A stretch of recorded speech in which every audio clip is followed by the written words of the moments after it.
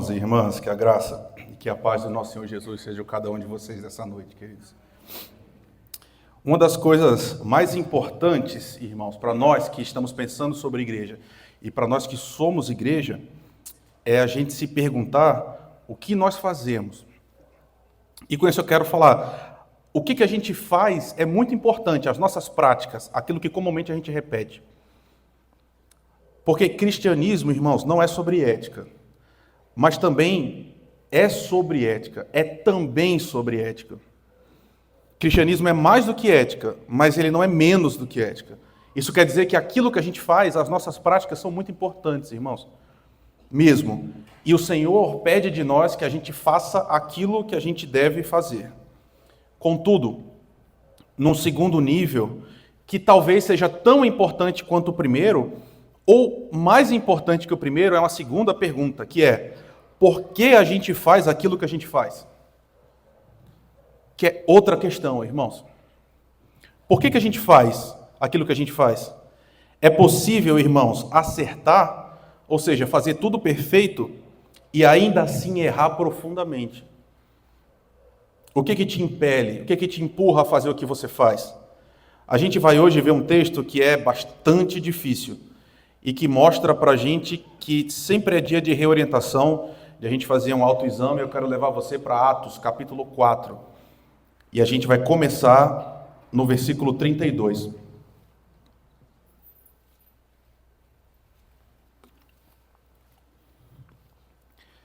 Livro dos Atos, capítulo 4, versículo 32. Da multidão dos que creram, era um o coração e a alma. Ninguém considerava exclusivamente sua nenhuma das coisas que possuía. Tudo, porém, lhes era comum. Com grande poder, os apóstolos davam testemunho da ressurreição do Senhor Jesus, e em todos eles havia abundante graça. Não havia nenhum necessitado entre eles, porque os que possuíam terras ou casas, vendendo-as, traziam os valores correspondentes e os depositavam aos pés dos apóstolos. Então se distribuía a cada um conforme a sua necessidade. Então José, a quem os apóstolos chamavam de Barnabé, que quer dizer filho da consolação, um levita natural de Chipre, vendeu um campo que possuía, trouxe o dinheiro e o depositou aos pés dos apóstolos. Entretanto, certo homem, chamado Ananias, com sua mulher Safira, vendeu uma propriedade, mas reteve uma parte do dinheiro. E Safira estava ciente disso. Levando o restante, depositou aos pés dos apóstolos. Nós queremos mais uma vez engrandecer e louvar o Teu nome, Senhor. Aqui está uma parte do Teu povo reunido. Gente, Senhor, que é carente do Senhor. Todos nós, Pai. A gente precisa do Senhor, precisa da Tua reorientação, precisa da Tua direção, Senhor. Então, por favor, a partir dessa palavra, Deus, vai mudando o nosso coração, Senhor. Vai nos moldando à semelhança de Jesus, para que a gente não seja contado entre aqueles que não conhecem o Teu nome, Senhor.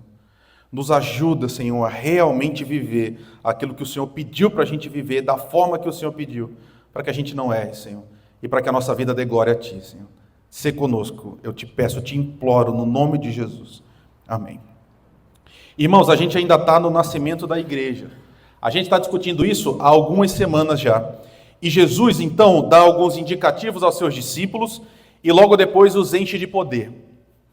E aí, a partir desse poder que os apóstolos recebem, na pregação, eles vão experimentando uma colheita, irmãos, enorme.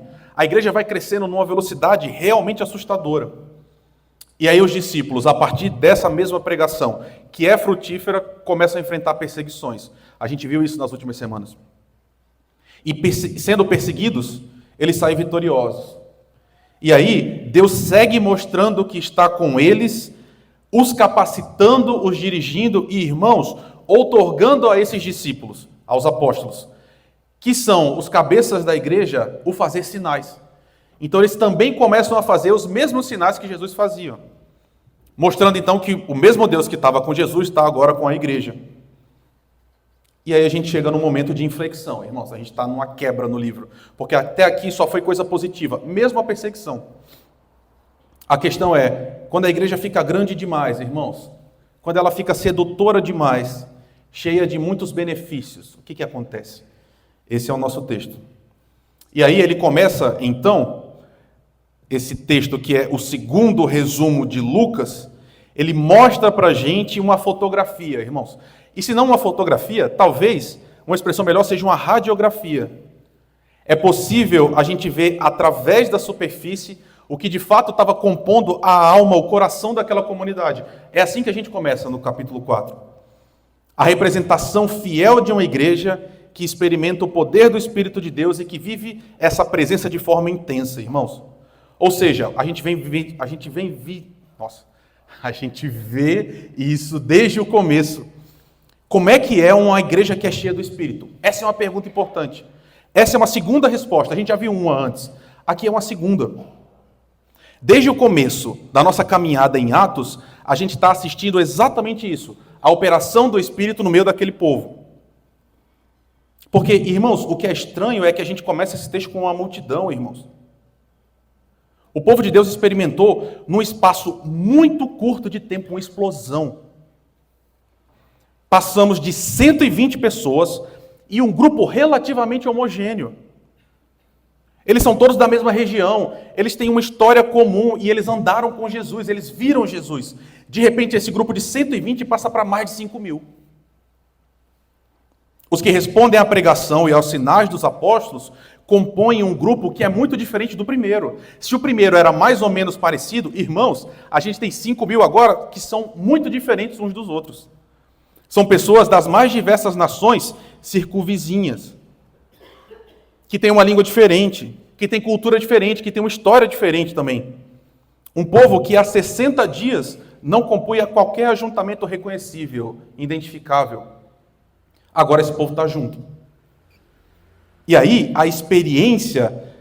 a nossa experiência do dia a dia, impede qualquer romantização. A despeito da gente fazer isso, a gente fica romantizando um pouco a igreja primitiva. Mas, irmãos, você sabe muito bem, essa é uma configuração muito desafiadora, irmãos, no dia a dia. 5.000 pessoas, muito diferentes, agora juntos. Radicalmente diferentes. E aí, na convivência, as especificidades, elas vão emergindo. Tudo isso para te dizer, irmãos, uma multidão pode ser qualquer coisa, menos una, menos coesa. Uma multidão, por definição, é heterogênea.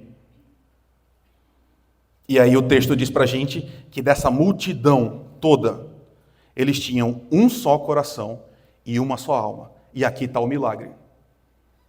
Como é que pode um grupo tão diferente, composto por pessoas tão específicas, de regiões tão específicas, de histórias e de preferências também específicas, como pode esse povo todo ser um corpo só?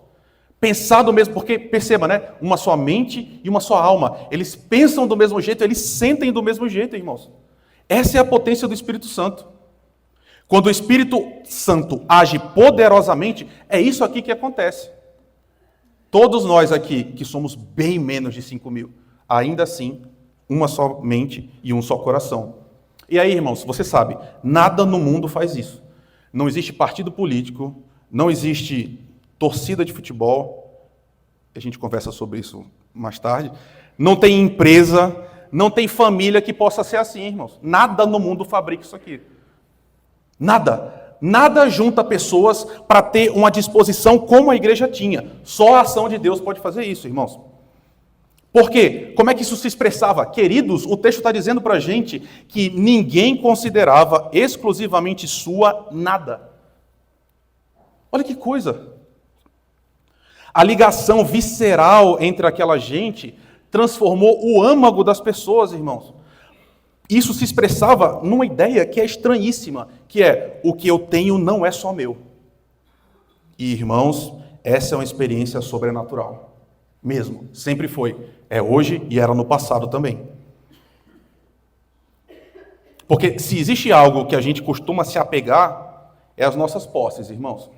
Ainda mais hoje, né? Porque essa noção muito individualista, que tem data, tá? A gente vê quando é que isso surge na história humana. Mas essa ideia, o que eu tenho, quem construiu fui eu. Isso está entranhado no nosso íntimo, irmãos. Ou seja, se isso daqui é minha propriedade, então é minha, é minha.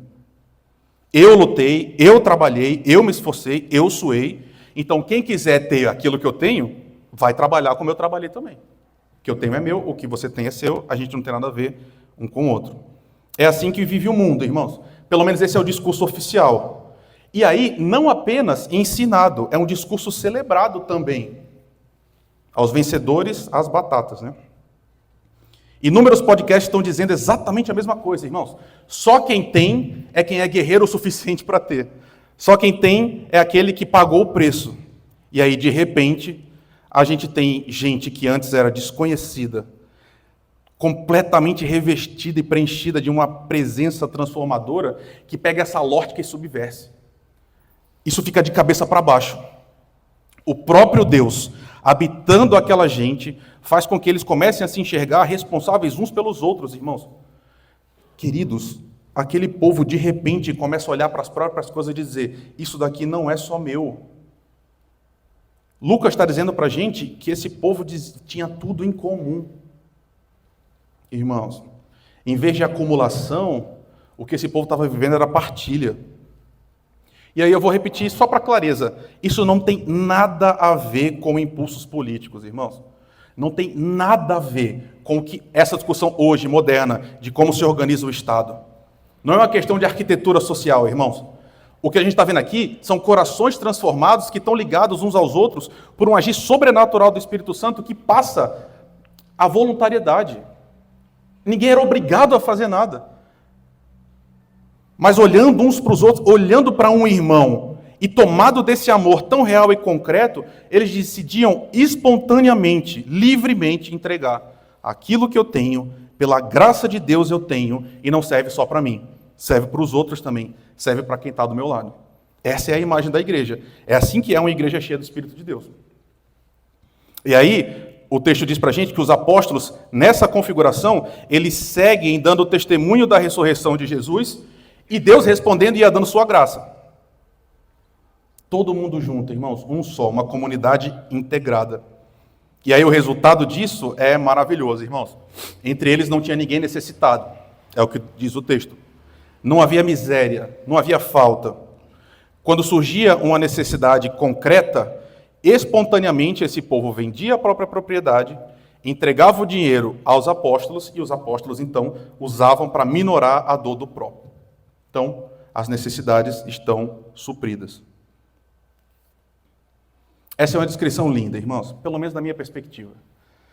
Esse é o tipo de cena que enche a gente de uma esperança, porque é o reino de Deus aqui.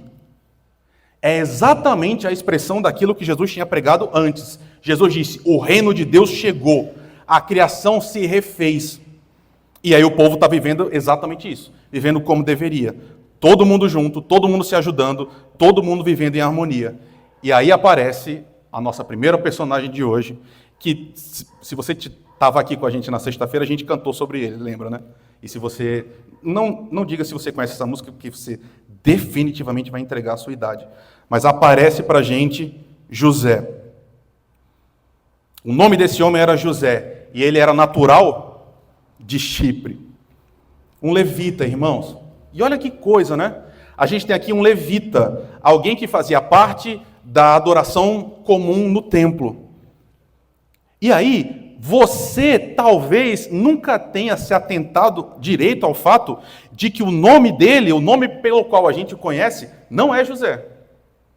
Mas o nome de batismo dele é José. Só que a despeito de ter nascido e recebido o nome José, ele era conhecido por outro nome, irmãos. E ele recebe esse outro nome pelos apóstolos.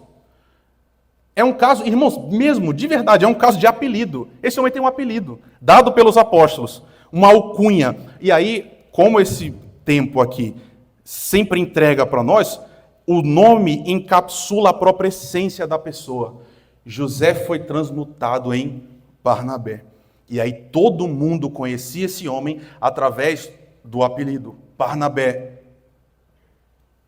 E Barnabé significa, irmãos, filho da consolação. Literalmente, a palavra que os apóstolos dão a José está ligado à noção do Espírito de Deus, que é o Consolador, Paráclitos. É essa noção aqui. Se o Espírito de Deus é consolador, Barnabé, José, era aquele que consolava. Você está entendendo? A identidade de Barnabé, de José, estava intimamente ligada com essa noção de consolar os outros. Ele é aquele que é ouvido por todos, aquele que é amado por todos. Esse homem era uma liderança muito importante na igreja. Alguém que quando chegava, as pessoas naturalmente olhavam. Porque nessa configuração tão bonita, concreta da vida, ele emerge como aquele que vai além, ele é o que faz mais. Se todo mundo faz isso, ele faz ainda mais. É aquele crente que é lembrado até muito tempo depois que ele parte, né? As histórias que são recontadas o tempo todo, esse exemplo que vai inspirando outras gerações pela própria vida. Gente que abençoa profundamente a comunidade, por sua vivência, por ser quem ele é. Então esse homem era um veículo do amor de Deus. Barnabé era esse cara, irmãos. E aí, como de costume, a gente viu, no versículo 37 ainda do capítulo 4, que esse homem vendeu um campo.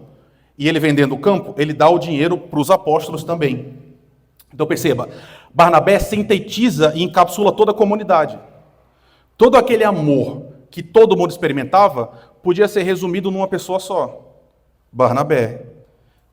E gente assim abençoa demais uma comunidade, irmãos. Gente assim enche o nosso coração mesmo.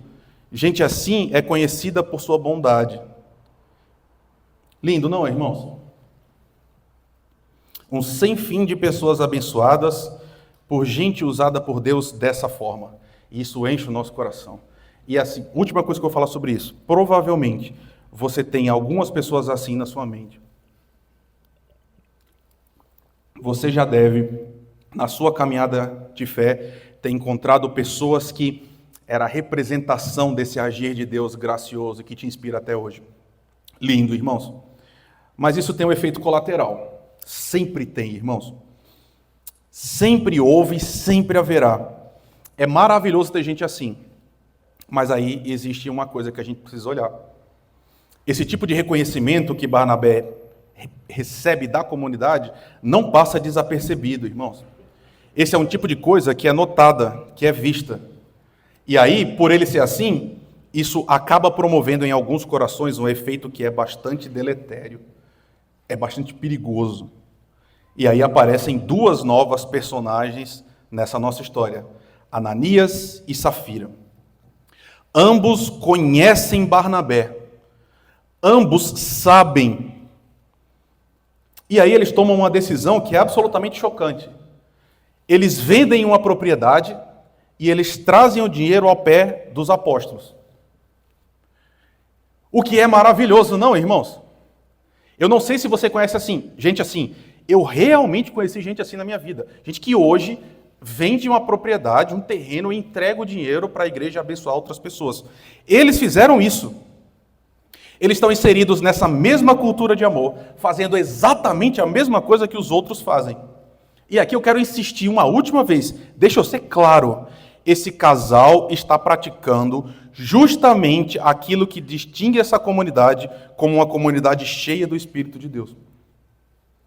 A maior prova do amor de Deus é exatamente aquilo que eles se engajam.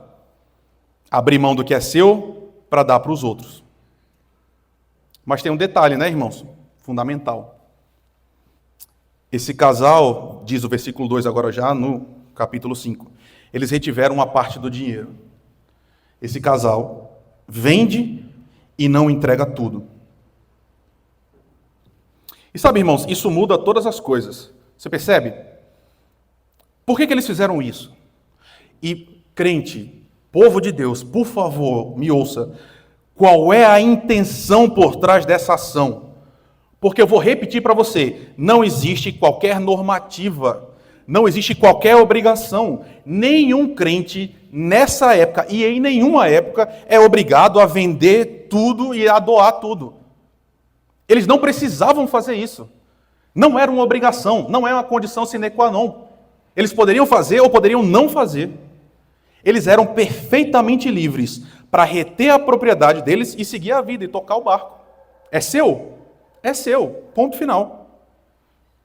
Então, se eles venderam e entregaram uma parte, eles deram um passo a mais do que boa parte da igreja que não vendia nem a primeira propriedade. Então, qual é a questão, irmãos? Por que uma reação tão violenta a um ato que, em essência, é legítimo, é abençoador? E aí eu quero que você venha junto comigo e perceba, irmãos, existe uma expressão popular que condensa uma sabedoria que eu acho que é assim, incrível e nos ajuda muito. Você já deve ter ouvido. O diabo está nos detalhes, irmãos. O pecado deles dois está num detalhe pequeníssimo, fácil de ignorar, mas que muda todas as coisas. Capítulo 5, versículo 3. Olha o que Pedro disse. Ananias. Perceba, ele já levou, tá? Eles levaram a propriedade, levaram dinheiro, entregaram. Pedro disse, Ananias, porque você permitiu que Satanás enchesse o seu coração para que você mentisse ao Espírito Santo, retendo parte do valor do campo. Não é verdade que conservando a propriedade ela seria sua? E depois de vendida, o dinheiro não seria seu? Não estaria em seu poder? Por que você decidiu fazer uma coisa dessas? Você não mentiu para os homens, mas você mentiu para Deus. Irmãos, o que é isso? Que coisa! Perceba como o Espírito Santo atuava de uma forma absolutamente poderosa nessa comunidade. Pedro, e aí a gente só pode conjecturar, mas avisado por Deus, a forma a gente não sabe, mas ele entende que aquele casal está trazendo o dinheiro e eles retiveram uma parte. E a reação de Pedro foi dizer, vocês mentiram a Deus. E ele liga isso a uma noção profundamente satânica, irmãos. Ele diz, Satanás encheu seu coração. Uma ação direta do próprio diabo. O fato de Ananias e Safira terem retido o dinheiro foi compreendido por Pedro como uma mentira ao próprio Deus. E, irmãos, o que aconteceu aqui? Afinal, como é que Satanás encheu o coração daquele casal? E talvez a pergunta melhor seja, eles encheu de quê? Do que o coração deles estava cheio? E aí, irmãos, eu creio que a gente está diante de um dos principais problemas que a gente enfrenta hoje, irmãos. No sentido muito real e concreto, a humanidade sempre lidou com essa fome de fama. O orgulho, irmãos, é o pecado original. No jardim, a gente se afastou porque em nós existia um desejo que era, eu quero ser igual a Deus. Eu não aceito ter só o tamanho que eu tenho. Eu quero ser maior. Eu quero ser conhecido por ser maior. E aí a gente, a partir daí, passou a amar a nossa própria glória, irmãos. O nosso próprio louvor. O centro da nossa vida somos nós mesmos. E aí tudo orbita ao nosso redor. A existência parece convergir para nós e eclipsa todo o resto. O que eu estou querendo dizer? Irmãos, o que esse casal queria não era o resultado da ação como o resto da igreja queria. Por que a igreja doava? Para diminuir a dor dos outros. Por que esse casal doou? Foi para isso? Aqui está o problema. Eles doaram da mesma forma que Barnabé e os outros doaram. O desejo genuíno do coração deles era ver a dor do outro diminuída? Era aliviar a miséria? Irmãos, esse casal, eles queriam ser reconhecidos e amados por aquilo que os outros fizeram de uma maneira abnegada, altruísta, que era centrada no outro. Você está entendendo o que eu estou dizendo? O que Ananias e Safira queriam? Eles queriam o mesmo reconhecimento, eles queriam a mesma glória, o mesmo louvor. Os apóstolos chamam José de Barnabé. Estão dizendo o quê? Barnabé é um cara muito legal, ele ajuda muito os outros e por isso ele é amado. Eu quero isso também para a minha vida.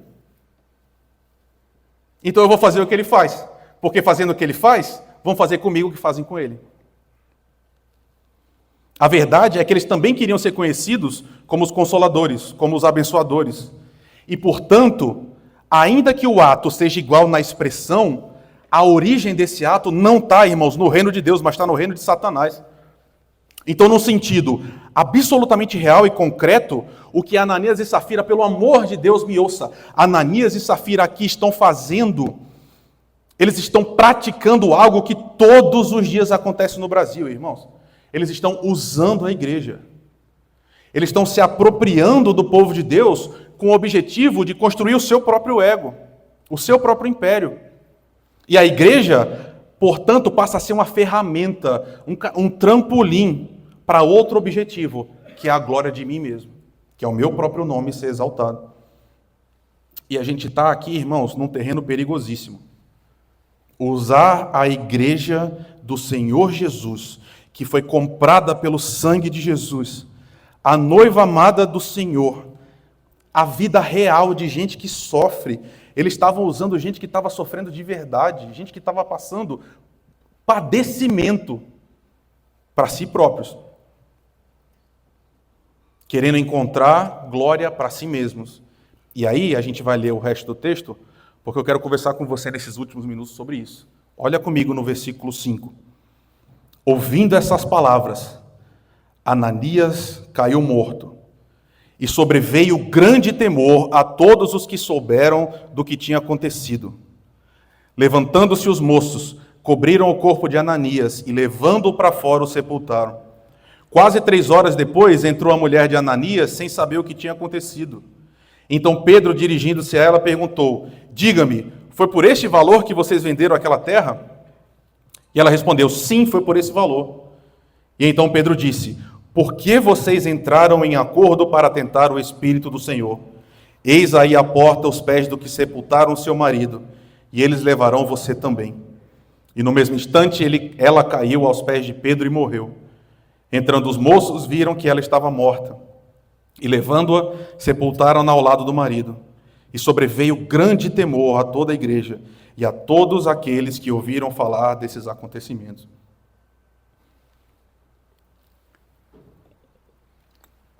Sabe qual é o problema, irmãos?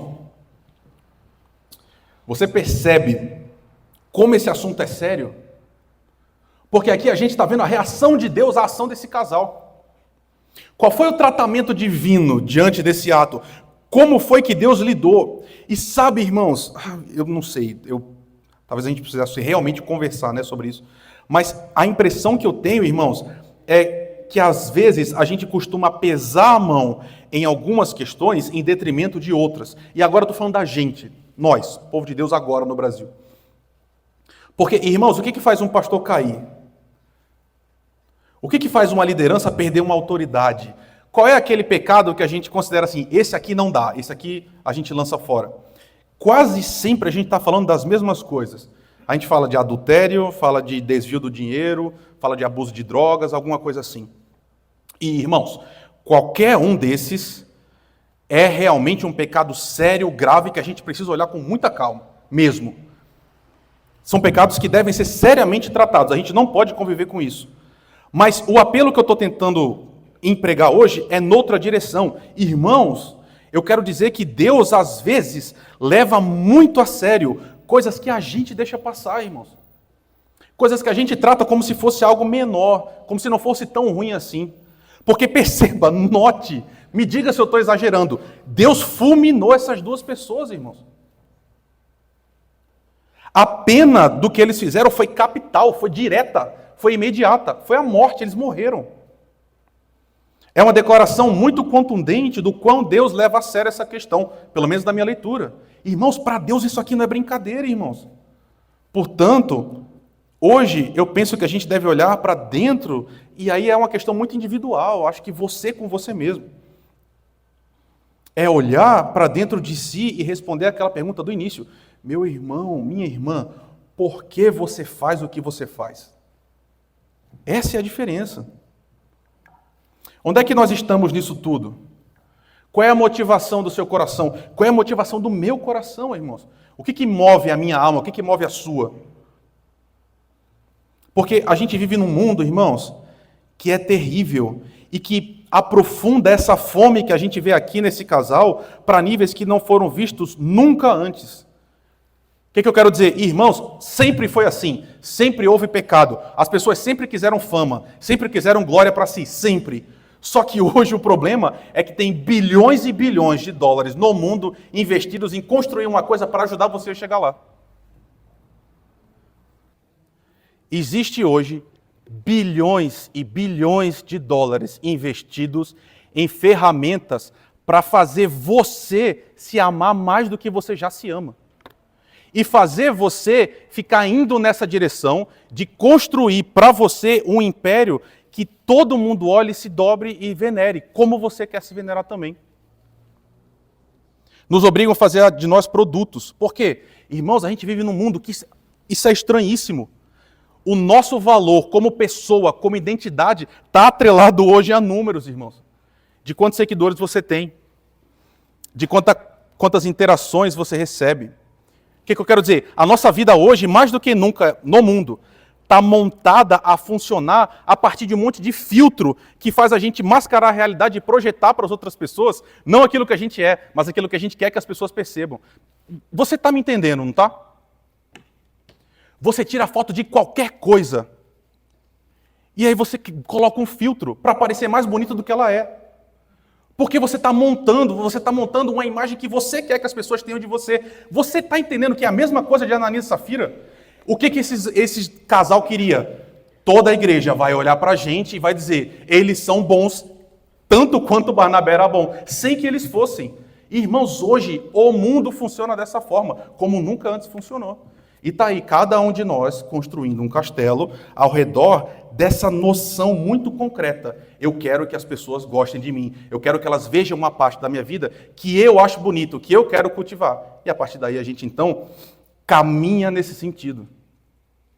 Deixe-me ser claro, irmãos, porque a gente faz as coisas é absolutamente importante. Irmãos, o reino de Deus não cabe arrogância. No reino de Deus não cabe vaidade, irmãos. Não cabe soberba. Não cabe ambição. Não cabe orgulho. Porque a gente pode fingir que a gente serve a Deus, quando na verdade a gente está servindo a nós mesmos, irmãos. Quando a gente está construindo a gente mesmo. E eu quero ser claríssimo com você nessa noite. Deus leva isso a sério demais. Tão a sério quanto adultério, drogas, roubo, qualquer coisa assim. Sabe, irmãos, eu acho que a gente acaba convivendo muito bem com essas práticas. Porque, no fim, todos nós conhecemos pastores que são assim, líderes que são assim, presbíteros que são assim, chefes de sociedade interna que são assim. Você conhece gente assim. Gente que gosta de ter um nome nas coisas, irmãos. Gente que gosta de ver a sua própria foto nas redes da igreja. Deixa eu respirar um pouco. Irmãos, tem gente que briga porque um aviso foi para a internet e não tinha foto. Não tinha o nome. Gente que gosta de receber homenagem. Entenda, todo mundo gosta de receber homenagem, certo? Eu estou dizendo gente que vive para receber homenagem, para ser chamado aqui na frente de todo mundo, para que a gente faça discursos muito legais e longos, dizendo como essa pessoa é santa, como essa pessoa tem uma prática invejável, como todo mundo deveria ser como ela é. É gente que faz da igreja um trampolim para si próprio, que usa o nome glorioso de Jesus Cristo para si mesmo. E aí, que com a vida prática, blasfema contra essa cruz, que é santa, esse nome precioso. Por quê? Porque se ama, porque se idolatra. É gente que gosta de ser chamado de reverendo, irmãos.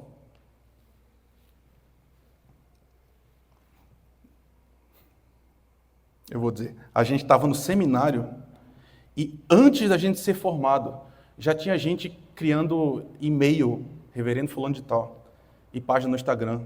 A gente estava no primeiro ano. Sabe, é gente que tem um prazer doentio de ouvir desfilar os títulos. Doutor não sei o quê, estudou não sei aonde. É gente que canta aqui na frente, não porque quer servir a igreja, não porque quer glorificar a Deus, mas porque quer ser conhecida pela voz, quer terminar de cantar e quando chegar lá, todo mundo bater nas costas e falar, meu Deus, como você canta bem. Como é diferente quando você está. É gente que gosta depois de ver a própria performance no YouTube da igreja. Assistir de novo e chegar a uma conclusão assim, meu Deus, como eu sou boa, né? Como eu sou bom. Como a igreja é abençoada por minha causa. Sabe, irmãos, eu estou falando uma coisa muito séria, é gente que não trabalha, na verdade, é gente que trabalha não para diminuir a dor dos outros, não para minimizar o sofrimento, mas gente que trabalha para ter o título de emérito no fim, que quer entrar para os anais da igreja. Para que lá na frente a gente batize um corredor da igreja com o nome dela, ou que a gente faça um vídeo em honra dela. É gente que assume presidência de sociedade interna, não porque quer servir, mas porque quer aparecer, quer estar com o nome nos relatórios. É gente que quer ser presidente para fazer tudo do seu próprio jeito, para conseguir poder e influência. E aí faz com que a sociedade interna com vista para si mesmo. Irmãos, essa foi a maior luta de Jesus, queridos. Foi contra isso que Jesus mais se levantou. Foi contra isso que Jesus mais brigou, irmãos. Porque se você for com cuidado para essa palavra, para esse livro, que a gente diz que é a nossa única regra de fé e prática, abra esse livro, leia os evangelhos e me diga com quem Jesus mais brigou. Diga se eu estou inventando. Com quem Jesus mais se levantou contra, com quem ele mais falou. Irmãos, Jesus gastou menos tempo do que a gente imagina naqueles pecados clássicos. Proporcionalmente, na Escritura, Jesus passa muito pouco tempo falando sobre promiscuidade, homossexualidade, falar palavrão. E perceba, mais uma vez, para você ver como precisa corrigir, eu não estou dizendo que isso não é importante, isso é importante. E Jesus fala sobre isso, é claro, num momento muito específico ele diz, vai e não peques mais. Jesus não está dizendo, viva da forma como você quer, não estou dizendo isso. A questão que eu estou trazendo é outra. Irmãos, a gente parece, me perdoe a sinceridade, a sensação que eu tenho é que a gente, como igreja, a gente coe o mosquito e engole o camelo, como Jesus falou. A gente briga por coisas pequenas e a gente suporta coisas que são terríveis, irmãos, enormes, claras. Deixa eu ser sincero, eu estou dizendo, a gente convive com gente que a gente sabe que usa a igreja de benefício próprio e a gente segue em frente, fingindo que não é tão sério assim. E às vezes essas pessoas passam 30, 40, 50 anos na igreja, aí morre cheio de homenagem. E a gente fingindo que isso não é problema. E é, irmãos. Me ouça. Mateus capítulo 23, nem precisa abrir porque eu recortei o texto. Jesus falou às multidões e aos discípulos. Na cadeira de Moisés se assentaram os escribas e os fariseus. Portanto, façam e observem tudo o que eles disserem a vocês, mas não os imitem em suas obras. Porque dizem e não fazem, praticam, olha agora, praticam todas as suas obras a fim de serem vistos pelos outros, pois alargam os seus filactérios e alongam as franjas das suas capas. Eu acho que você não sabe o que é isso. Sabe o que é filactério? Sabe o que é alongar a capa? Irmãos, em algum momento do Decálogo, o Pentateuco, a palavra diz, escrevam a lei na roupa de vocês. O que esses homens faziam? Escreviam cada vez mais longa. Cada vez chamando mais atenção, para que de longe todo mundo olhasse e visse, esse é crente de verdade, olha como ele é longo, olha como ele tem a Bíblia, olha como ele ora. Eles gostam do primeiro lugar nos banquetes e das primeiras cadeiras nas sinagogas. Gostam das saudações nas praças e de serem chamados de mestre. Mas vocês não serão chamados de mestre, porque um só é mestre de vocês e todos vocês são irmãos. Mas o maior entre vocês será o servo de vocês. Ai de vocês, escribas e fariseus hipócritas, porque vocês devoram as casas das viúvas e, para justificar, fazem longas orações. Por isso vocês sofrerão um juízo muito mais severo. Ai de vocês, escribas, fariseus hipócritas, porque vocês limpam o exterior do copo e do prato, mas estes por dentro estão cheios de roubo e de glutonaria. Fariseu cego, limpe primeiro o interior do copo, para que também o seu exterior fique limpo. Raça de víboras, como vocês esperam escapar da condenação do inferno? Essas palavras foram proferidas pelo próprio amor, que é Jesus Cristo encarnado. Foi Jesus que falou isso, irmãos, dizendo, tem um monte de gente no meu reino, fazendo um monte de coisa, para aparecer para os outros, que é maravilhoso. Quando por dentro, você lembra a imagem que ele usou? Vocês são sepulcros caiados, que é podridão, só que pintado por fora de branco. E aí parece que está tudo bem. Jesus, irmãos. A gente vive numa igreja, e aí quando eu falo igreja é mundial, tá? Calma, não é a igreja mundial, tô falando. A igreja que se diz igreja no mundo inteiro. A gente vive numa época nojenta, irmãos. De igreja que serve de palco para gente demoníaca. Gente que usa a igreja, gente que ocupa esses lugares para crescer o nome para si próprio e construir um verdadeiro império. É gente que, por causa da igreja, usa relógio de R$1 milhão e tem jaqueta de 45 mil e bolsa de 200 mil reais. Enquanto o nosso Senhor, que é o dono da igreja, que morreu pela igreja, e que é o Rei do universo. Diz a Escritura, não tinha onde repousar a cabeça. Um homem simples, um homem humilde, que ensinou para a gente um caminho de serviço. Você lembra disso? Jesus disse, vocês não são maiores do que eu, que sou o mestre. Se eu servir, vocês vão e sirvam também.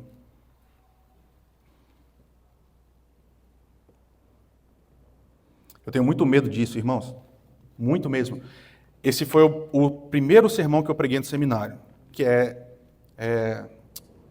sorteado os textos, tá? Eu não escolhi esse texto, mas foi o primeiro que eu preguei. Faz quase 10 anos. E lá, eu tinha um medo enorme, e esse medo me acompanha até hoje. Sabe qual é? Eu tenho medo de estar pregando e estar fazendo isso porque eu quero ser igual ao Nicodemos. Você entende? Eu tenho medo de estar pregando porque eu quero ser assistido por milhões de pessoas no Brasil. Porque eu quero escrever livros para milhões e milhões de pessoas lerem. E o meu medo é porque um dia eu vou estar diante do Senhor da igreja, que é o dono de verdade da igreja. E Ele vai requerer de mim o que foi que eu fiz. Esse texto me enche de medo. E aí, hoje à noite é de reflexão.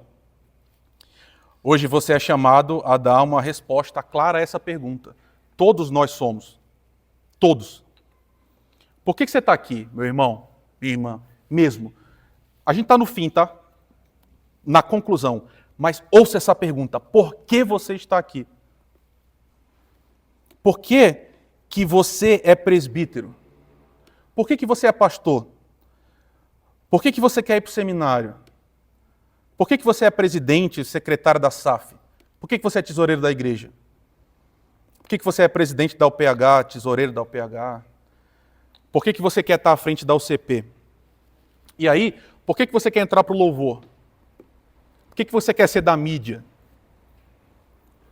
O que que você está fazendo aqui, meu irmão, minha irmã? Porque se você estiver aqui buscando a sua própria glória, meu irmão, pelo amor de Deus, hoje é um dia de arrependimento.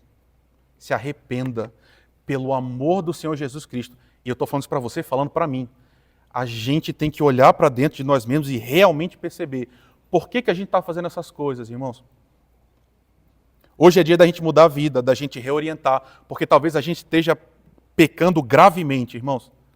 Porque eu quero repetir, o Senhor detesta quem usa a sua igreja. E Ele cobra um preço, irmãos. Todos os que estão fazendo isso hoje vão pagar e o preço é alto demais, muito alto mesmo. Então, pelo amor de Deus, fuja da vaidade, fuja do orgulho, fuja da soberba. E aí, se você, de todo o seu coração, serve aos seus irmãos e à igreja por causa dele, por causa do Senhor, por amor ao reino e por causa do evangelho, se você faz isso porque você quer de fato diminuir a dor dos outros, se você quer que outras pessoas se reconectem com Jesus, aí eu tenho uma última palavra. Pode ser que a gente não reconheça você, tá? Porque lembra, os apóstolos reconheceram Barnabé e colocaram nele um apelido. Pode ser que a gente não reconheça você. Talvez você merecesse um apelido, e você entende que eu estou usando como merecer, né? Talvez a sua prática seja de fato a de alguém que está espelhando Jesus como era para ser. E talvez ninguém te reconheça. Mas, meu irmão, minha irmã, um dia você vai estar diante de alguém que vai te dizer, servo bom e fiel, você foi fiel no pouco, eu vou te colocar sobre o muito. Venha e entre para a festa do seu Senhor. Jesus Cristo conhece seu nome, meu irmão, minha irmã. Ele te conhece e Ele conhece o seu serviço, Ele nota você sempre. Ele está aqui, Ele te ama. Irmãos, nós como igreja, a gente única e exclusivamente é chamado a dizer somente a Jesus Cristo seja a glória, a honra, o louvor, o domínio e a majestade pelos séculos dos séculos, irmãos. Amém. Vamos orar? Eu quero te dar um tempo para você falar com o Senhor, tá bom? Por favor, feche seus olhos, curve sua cabeça, fale com Deus. Você precisa responder essa palavra.